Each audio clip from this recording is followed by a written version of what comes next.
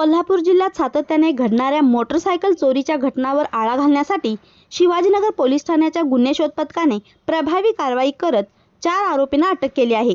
या कारवाईत एकूण 1,85,000 रुपये किमतीच्या 4 चोरीच्या मोटरसायकली जप्त करण्यात आल्या असून 4 गुन्ह्यांचा उलगडा करण्यात पोलिसांना यश आले आहे।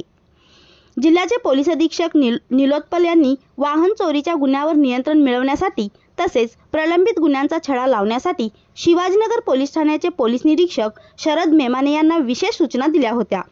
त्यानुसार गुन्हे शोध पथकाने गोपनीय माहितीच्या आधारे सापळा रचून महावीर धुळगोंडा पाटील राहणार सरकारमळा रांगोळी तालुका हातकणंगले, स्वप्नील बाळासाहेब बन्ने राहणार धनगरमळा मानकापूर तालुका निपाणी जिल्हा बेळगाव, अमोल शंकर पाटील राहणार बेडक्याळ तालुका निपाणी जिल्हा बेळगाव तसेच अनिल वीरहस्पती राम राहणार पुजारीमळा इचलकरंजी यांना ताब्यात घेतले।